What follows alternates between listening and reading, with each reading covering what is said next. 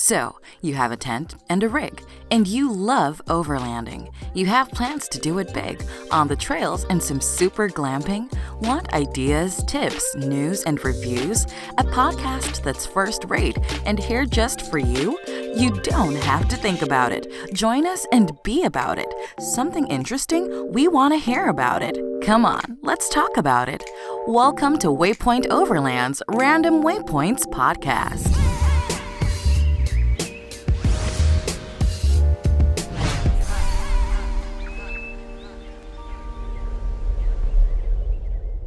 Sponsored by Midland. Communication for every adventure. The industry leader in radio communication technology and innovation for over 50 years. Sponsored by MyMedic. Sponsored by Tembo Tusk. Sponsored by Trail Rated Coffee Company. Always remember, the opinion you follow should be your own. Just consider the things stated here to be a second opinion from a complete stranger online. Hi, my name is Phil from Waypoint Overland, and you're listening to Random Waypoints. All right, so here we go. Welcome to another episode of the Random Waypoints podcast. We'll be doing an episode every week, so like, share, and subscribe. Hit the notification bell to make sure you don't miss an episode. This week, we answer a viewer's question and go deeper into my travel plans to Alaska. Also, we'll discuss my other overland travel plans for 2022. So stay tuned for the whole show. But first, let's take a look at the news. During this segment, we'll cover various topics with a connection to overlanding in some way. It could be land use news regarding the national parks or the Bureau of Land Management. We'll keep you up to date on any auto industry news when it pertains to relevant and potential overlanding vehicles. There will be camping and outdoor industry news, as well as photography and video, fishing, hiking, and on and on. Now, here's the news. Restyled and adventure-ready, the 2022 Honda Passport begins arriving at dealerships this winter with a rugged new exterior design that better reflects its true off-road capabilities and more standard features than ever before. Inspired by the spirit of exploration, the first ever Passport TRAILSPORT takes Passport's new rugged styling even further. The new Passport TRAILSPORT features standard torque vectoring IVTM4 all-wheel drive, rugged design tires, unique styling touches, navigation system, roof rails, and more, with a manufacturer-suggested retail price of $42,470. Honda has offered weekend adventurers durable and capable SUVs for more than 2 decades, and our newest Passport takes this to a new level, said Michael Kiestemacher, Assistant Vice President of Honda National Sales at American Honda Motor Corporation, Incorporated. The new Passport and Passport TRAILSPORT don't just look rugged, they're ready, willing, and able to get dirty tackling trails. All new from the A-pillars forward, Passport's bold design includes a sculpted hood with a pronounced power bulge, squared-off nose and upright grille, and revised front fenders. Around back, a redesigned, more aggressive rear bumper features cutouts for larger twin exhaust outlets, plus a tow hitch cover and skid garnish design that matches the more rugged front-end styling. Passport's tough new look better reflects the rugged capabilities of its strong unibody construction, independent front and rear suspension, standard 280 horsepower 3.5-liter V6 engine, and its 9-speed automatic transmission. The Passport TRAILSPORT features standard all-wheel drive and a 10mm increase in track width to improve stance and stability. Even the design of the new TRAILSPORT logo, inspired by nature's beauty and the spirit of exploration, expresses the exhilaration of outdoor adventure. Orange TRAILSPORT badges grace its grille and tailgate, while the Passport and all-wheel drive badges are painted gloss black instead of the chrome used on the rest of the lineup. In the cabin, TRAILSPORT stands out with orange contrast stitching on the steering wheel, door panels, and seats, amber interior lighting, and the TRAILSPORT logo embroidered on the front seat head restraints and molded into the rubber floor mats. TRAILSPORT also features power folding mirrors for narrow trails and heated windshield wiper parking area to keep them from getting stuck in frigid conditions. Complete details on the 2022 Honda Passport including a full list of specs and features, are available on Honda's website. Honda continues to ramp up for its year of the Honda SUV. The all-new sporty and versatile 2023 HR-V will be revealed April 4th. Tuesday, Ford introduced the F-150 Rattler, a distinctive, rugged entry-level addition to its 2023 F-150 lineup for adventure-seeking customers looking for a stylish truck with standard four-wheel drive for exceptional off-road capability. Our new F-150 Rattler offers aspiring adventurers an off-road option with expressive looks and capability in one package, said Todd Eckert, Ford Truck Group Marketing Manager. This truck builds off the F-150 off-road legacy while allowing us to introduce new customers to the right blend of styling and value in the F-150 lineup. The Mercedes-Benz G-Class has held a unique position in the AMG portfolio for over 2 decades and represents the pinnacle of off-road driving performance. Its cult status makes it the ideal ambassador to ring in the 55th anniversary of the performance luxury brand with the Mercedes-AMG 63 Edition 55. Limited to 55 units in the U.S., the anniversary model will be available later this year.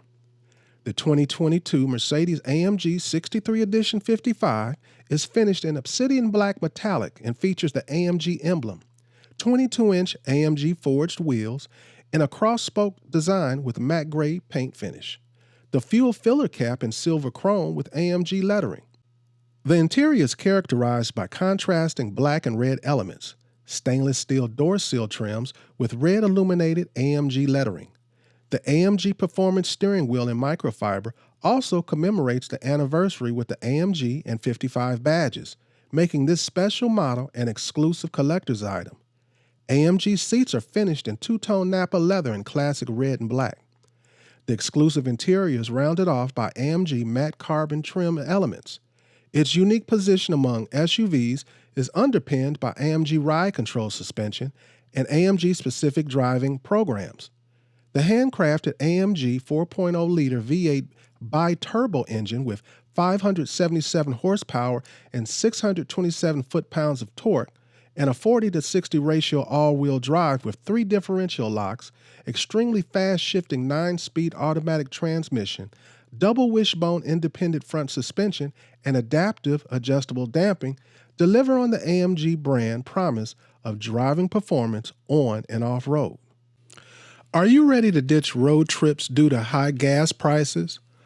Or not quite ready to travel across the globe in a cramped plane? Well, maybe an adventure via train is in order. In fact, it could be the perfect time. Amtrak's popular U.S. Rail Pass, which gets you 10 rides over the course of 30 days, is $499. That means you can score up to 10 trips that'll end up costing you just under $50 each. The USA Rail Pass allows you to explore the 500 Amtrak locations across the country. You can buy the US Rail Pass on the Amtrak website or on their app. Once you use your first segment, you'll have 30 days to use the rest of the USA Rail Pass. But if you don't have space on your calendar to start exploring just yet, don't worry. The pass is valid for 120 days after purchasing it. If you're thinking about switching up your method of travel, getting around by trains has become more popular in recent years. It's a way to take in more of the country and get access to views you'd miss in a plane or even in your Overland rig. Now it's time to discuss more about my trip to Alaska later this year. One of the things I didn't mention yet about my trip to Alaska is I hope to film and photograph the Aurora Borealis or Northern Lights. Now, I know you probably already know about the Aurora Borealis. It's awed humanity for thousands of years. And as far as written history goes, the dancing glow of greens, purples, and sometimes blues, reds, or yellows in the night sky has inspired explorers, artists, and scientists alike. Well, for me, the experience of seeing the Northern Lights in person is near the top of my bucket list for my overland trip to Alaska. My game plan to see the Northern Lights is get as far north as I can. For the glow to appear, solar wind has to collide with gas molecules in Earth's atmosphere. Due to the impact of Earth's magnetic field, these particles concentrate closer to magnetic poles, which makes aurora much more observable in the polar regions of the world. Alaska is a well-known destination for the likelihood of seeing Aurora Borealis and increases the farther north that you go. My challenge, the farther northern parts of the state are not easily accessible. To increase the odds of seeing the northern lights, I plan to keep an eye on clear skies and the geomagnetic activity intensity.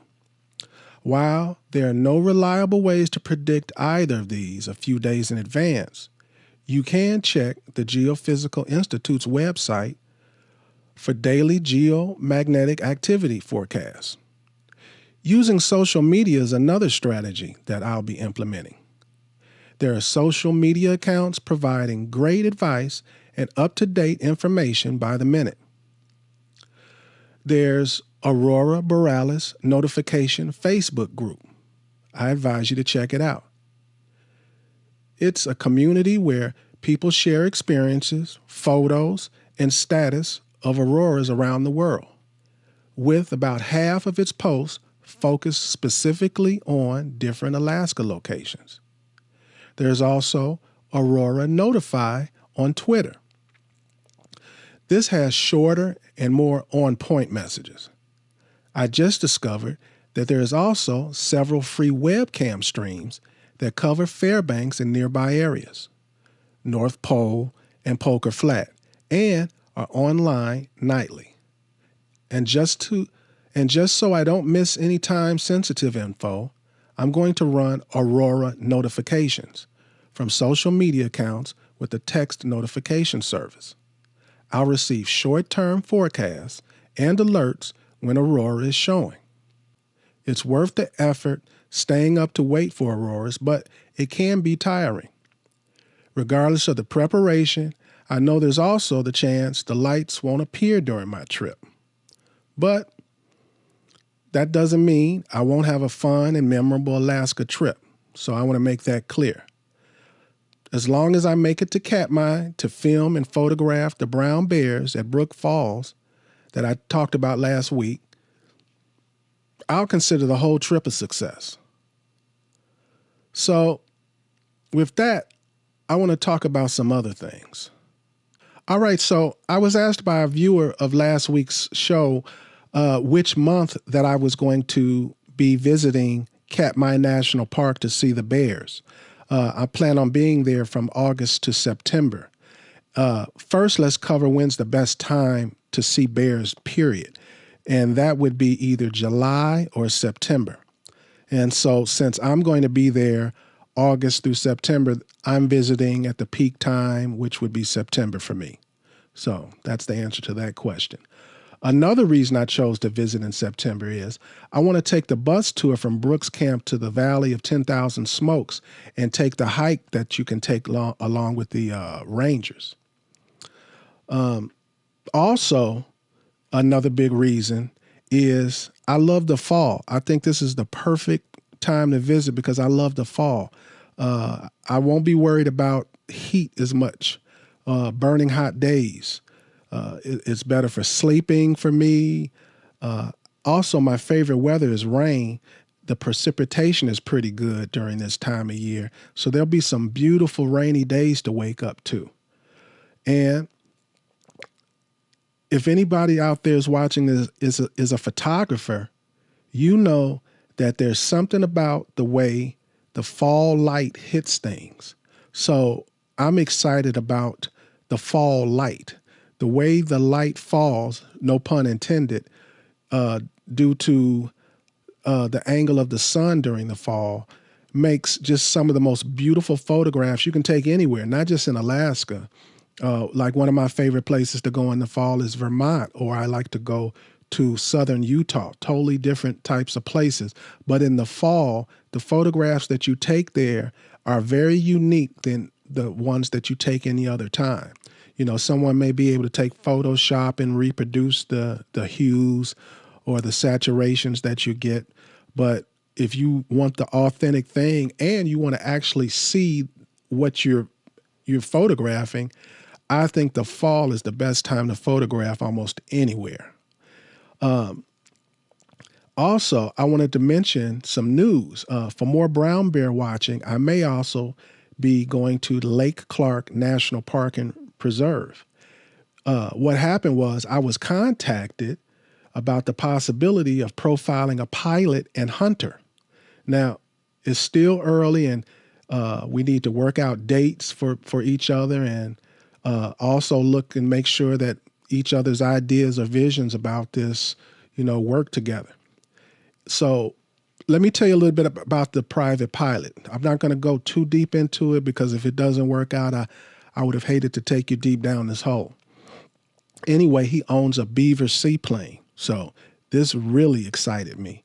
And I don't know if anybody out there knows about Beaver Seaplanes or has any interest in Beaver Seaplanes, but amongst its fans, it's often called the best bush plane ever built, or the workhorse of the North. And if you've ever been to Alaska, you'll definitely understand that workhorse of the North.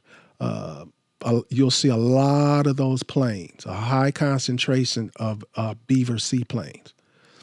The Beaver Seaplane was very instrumental in modern frontiersmen in exploring Alaska early on. And just a piece of trivia, they produced about 1,600 of these airplanes. They don't even make them anymore, but they still service them.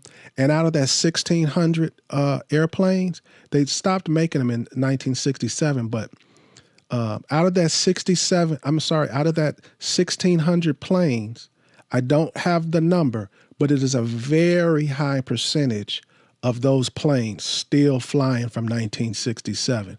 And it's a very high percentage of those in Alaska. There's actually a lot of them in Seattle too.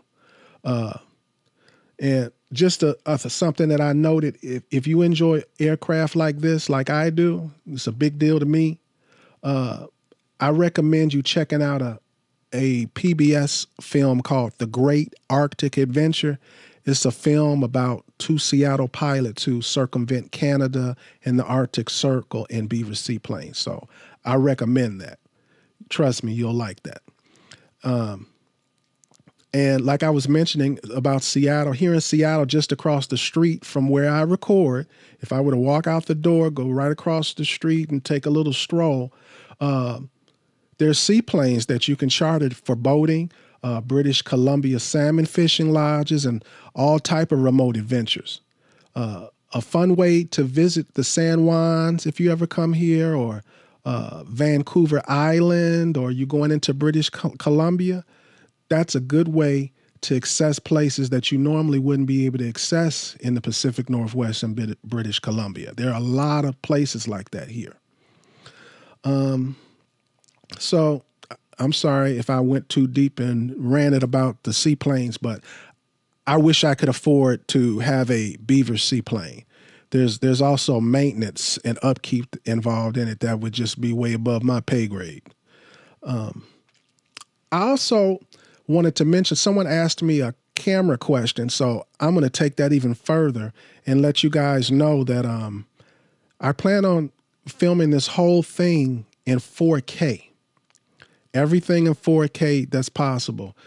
Drone footage, my action cameras, my video cameras, my DSLRs, even my iPhone.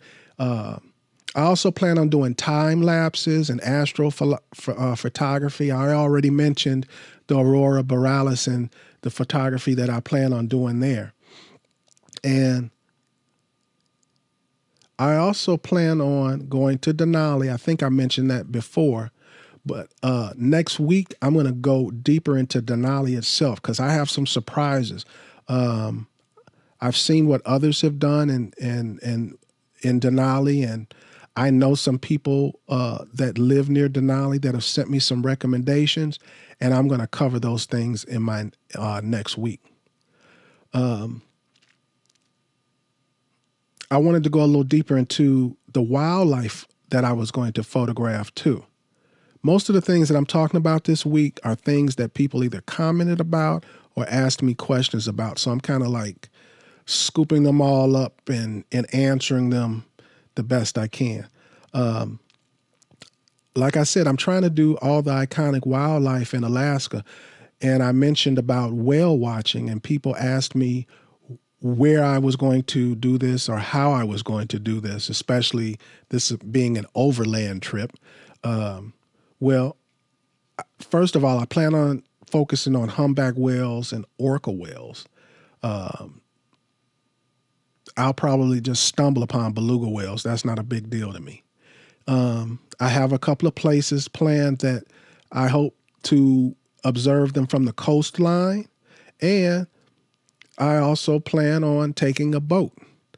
I'm not completely sure about what boat I'm going to take, but it will either be out of Anchorage, Homer, Seward, or Whittier. Those are some of the best places that I've researched to do whale watching and have a high rate of seeing these animals. So Anchorage, Homer, Seward, and Whittier. One of the places on land I plan on going to, I don't know if you ever heard of it, Beluga Point site. You can Google it, it'll pop right up, but it's right on the highway. You pull right over and there's this strait, and whales go by all the time, or at least that's what they say. I'll let you know.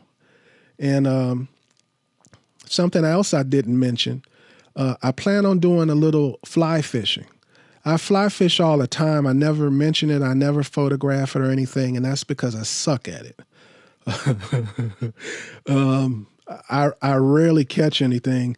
When I do whale fishing, when I do fishing and I do good at it, it's usually because a guide is taking me somewhere where basically you throw your hook in and the fish are almost just jumping on the fish. It's nothing to do with my skills, so I normally don't mention it. But I'm going to do a little fly fishing on this trip. I originally wasn't, but some of the equipment and gear that I'm taking anyway, like I'm taking waders and my boots for my photography so that I can get into rivers and water and stuff. So I'm halfway there. I might as well take a rod and some flies. So I plan on doing some fly fishing. I'm still researching where I'm going to be doing my fly fishing. And something else, I'm also researching purchasing a kayak before I take this trip. And I'm looking for a specific thing. I don't have any room nor inclination to carry a full-on kayak on top of my vehicle. So what I'm looking at is those origami or folded type of kayaks.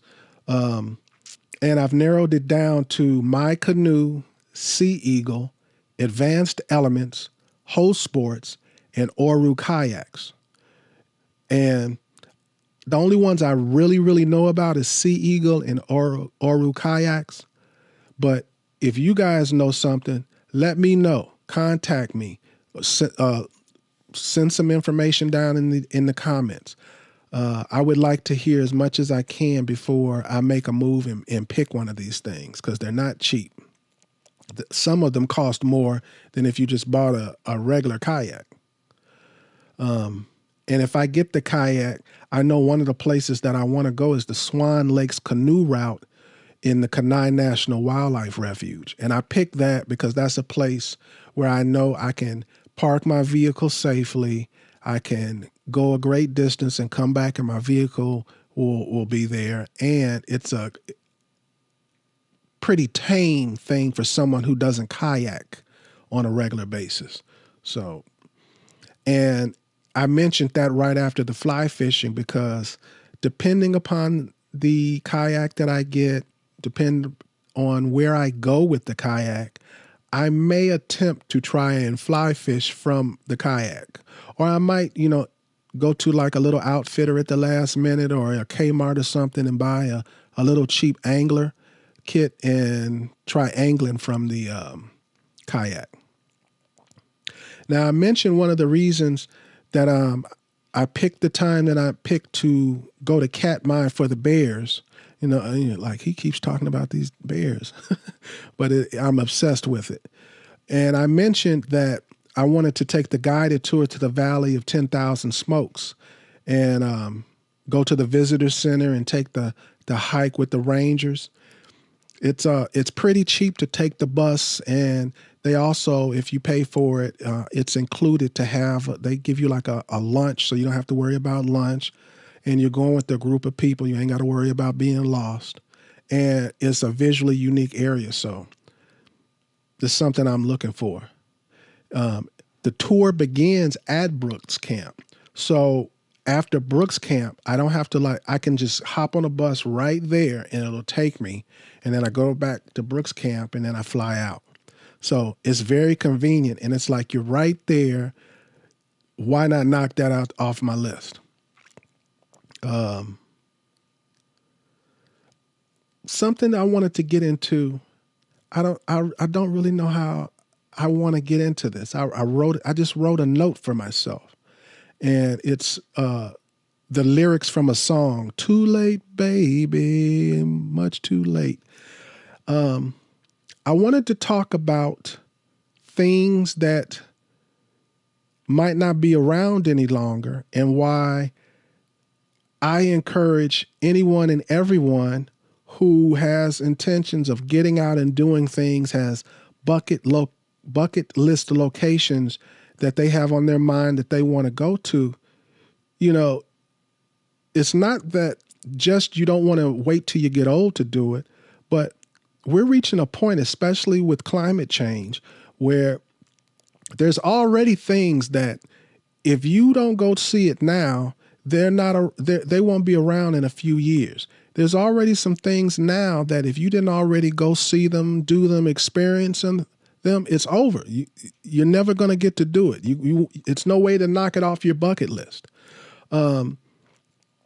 I wanted to go to the bus, the bus 142. It's the bus that, if you ever saw the movie The Wild, or it's about the Christopher McCandless, known as Alexander Supertramp. He died in Alaska in a bus. There was a movie called The Wild, if you've seen it or read the book. And that bus, I wanted to hike to it and take a picture, but because so many people have gone there and died after him, they had to responsibly remove it. And now I can still see it, I can still visit it, but it's not at the place it was, which was the big deal for me. It's now where it's at. It's at like a university now, and I'm going to go to the university and I'm going to visit it. But the way I wanted to do it, the way I had it on my bucket list, because I don't consider it a bucket list thing anymore.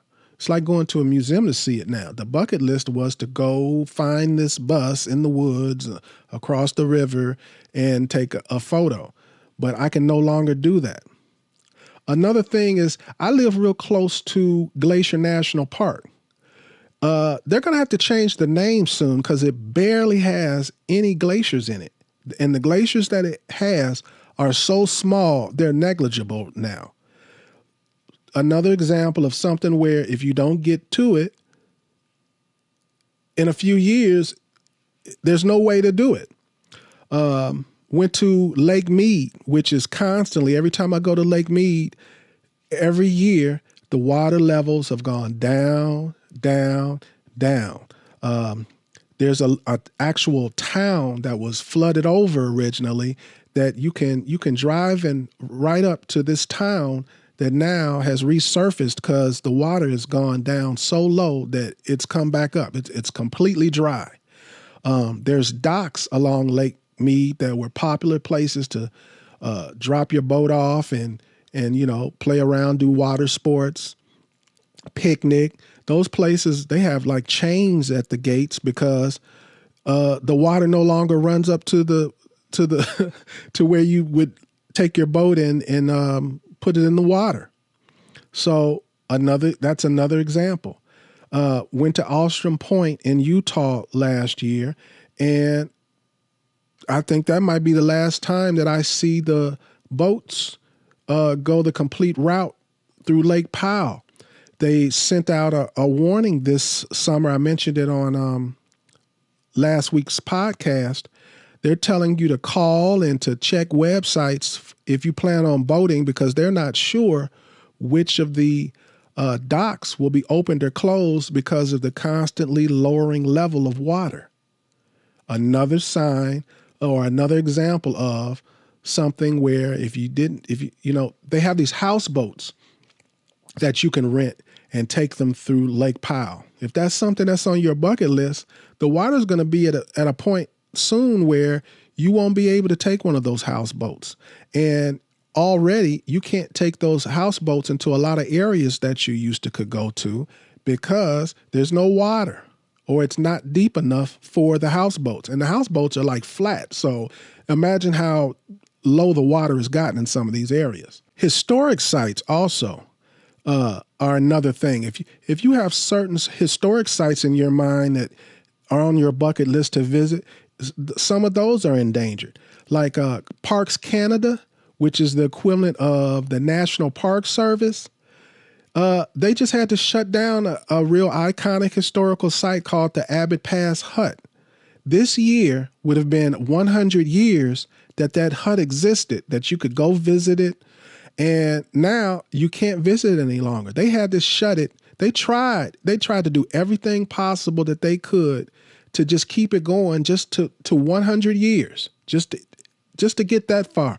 They couldn't do it.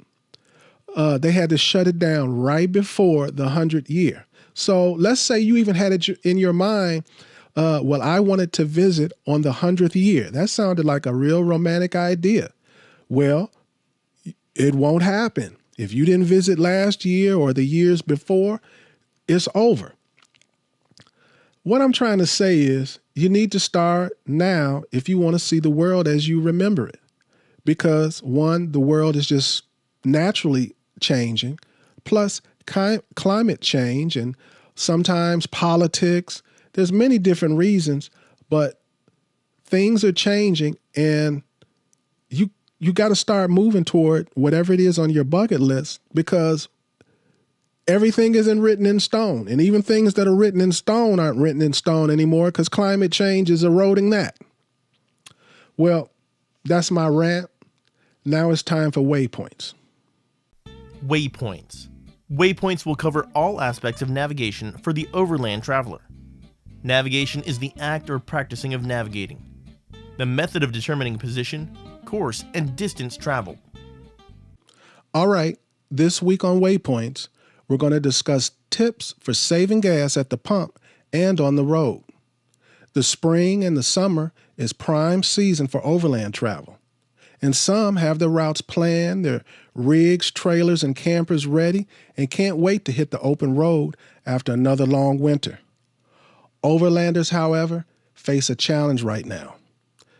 That's gas prices have never been higher in the United States. Normally, the price of gas climbs when the summer fuel blends that reduce emissions are introduced in the winter. We're used to that. That's normal. But last year, crude oil and gas prices failed to dip at all before the spring run-up. Plus, right now, the war in the Ukraine and sanctions on major oil exporter Russia, the accompanying global supply shortages, and general inflation have caused gas prices to skyrocket. There are many ways for you to save money on the overall cost of any road trip, including by adjusting your itinerary and how long you stay in one place. But aside from that, there are simple ways to directly save money on gas. First, be strategic about where you fill up your tank. Gas prices have risen everywhere, but the retail cost of fuel can vary significantly, even at stations across the road from each other. Fuel prices also differ by region, state to state, and within states. In Washington state, for example, drivers filling up in the Seattle-Tacoma metro areas pay some of the highest gas prices in the country. But gas tends to be cheaper in central and eastern Washington. There are always exceptions on the road. The price of gas is usually higher in a remote area that sees a big influx of seasonal tourists, such as a small gateway community to a national park or a popular attraction. So plan to fill your tank or top off in areas where the average cost of fuel is cheaper. I suggest going to AAA's Gas Prices Tracker page, which publishes the daily average cost of fuel by county. Mark out the areas along your route where the average cost is lowest and aim to fill up there. Plan and prepare. Another way to save money on fuel is to buy regular gas. Most cars, SUVs, and trucks run just fine on regular and gain no extra benefit from higher cost premium fuels. Only use higher grades when it's recommended by the manufacturer. It'll be right in your manual. Planning your route is another way to save money on gas. This is not to say that you should stay on a highway or take the most direct route to your destination. I'm not for that at all. Part of the joy of overlanding is exploring back roads and small towns off the highway. It is, however, possible to do back road exploration while keeping fuel efficiency by planning your route ahead and understanding what attractions and sights you want to see. It's just like a day of running errands in the city. If you have several places to go, you'll save money on fuel if you plan a logical route. A logical route where you'll hit each store or location in order rather than doubling back and making several side trips in traffic. It's the same concept in planning your overland trip. It's more efficient to visit locations and sites when you reach them on the route. It's also wise to avoid driving at peak traffic times or during the hottest part of the day. As the temperature rises outside, you are much more likely to crank up your air conditioning. The condition of your car and tires greatly affects fuel efficiency on the road. Most newer vehicles don't require frequent tune-ups, but you should maintain your vehicle by the manufacturer's recommendations to get optimal fuel performance and avoid problems on the road. One inexpensive way to save money on fuel is to keep your tires properly inflated. Anything that's wrong with your car can contribute to a drop in fuel economy or lead to a breakdown, but inflating your tires is probably the easiest thing you can do to improve fuel economy. Underinflated tires have increased rolling resistance that reduces fuel economy. The tires can also overheat and blow out. So proper tire inflation is important not only for saving money on fuel, but for safety on the road. Driving habits can have a big impact on fuel efficiency. Drive the speed limit. On the highway, aerodynamics, their drag causes fuel economy to drop significantly as speed increases above 50 miles per hour. In addition, while on a highway, consider using cruise control when appropriate to improve fuel efficiency.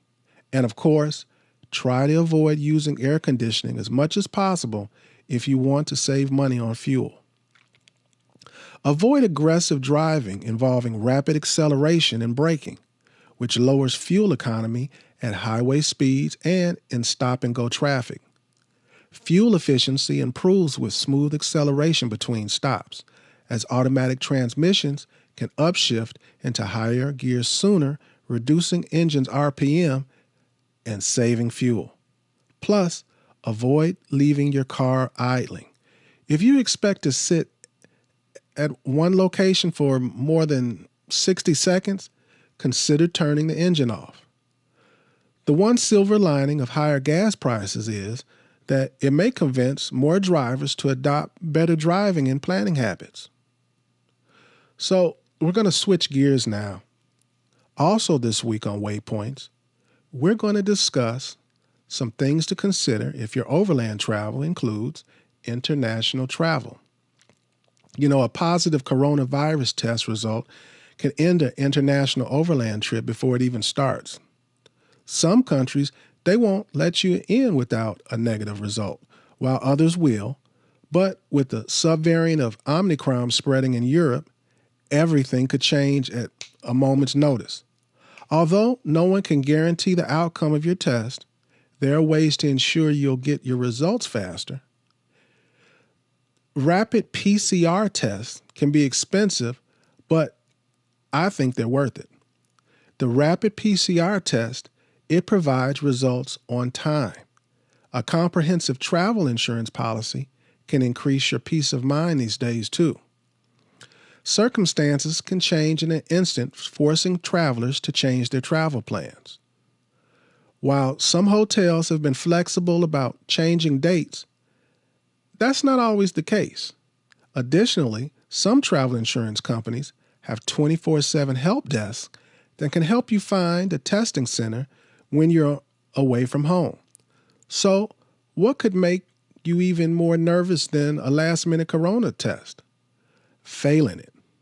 If you haven't left home, it's not a major inconvenience, but you can always postpone, isolate, and travel later. If you're at your destination, however, you could be in a world of hurt. This is when planning ahead will really pay off. Before you go, check with a knowledgeable travel advisor who can help you find a hotel with the coronavirus testing center or isolation options. If you're taking a multi-destination trip, ask a travel advisor to pull up this information for each potential isolation location. Knowing your choices before you leave can ease some of your fears. A positive test result can hit travelers particularly hard, but if you test positive, at least you know, which means you can begin to take steps forward to plan and regroup. If you've taken all these steps, insured your trip, taken a rapid PCR test, and developed a contingency plan, you can remove some of the worry, but not all of it. That's because travel comes with inherent risks. If you've done everything that you can to minimize the risk of traveling, you just have to accept what you can't control. Now, that might be the hardest part. And everyone, I want you to please take note that potential travelers should take local and national public health directives regarding the pandemic into consideration before planning any trips. Travel health notice information can be found on the Center for Disease Control and Prevention's interactive map showing travel recommendations by destination. The CDC's Travel Health Notice webpage is also a good place to go. Well, that wraps up another episode of the podcast. Make sure to like, share, and subscribe. And with that, I want everybody to stay safe, tread lightly, and hopefully I'll see you here or on a trail soon. You have been listening to Waypoint Overland's Random Waypoints. Like, subscribe, and stay tuned for more.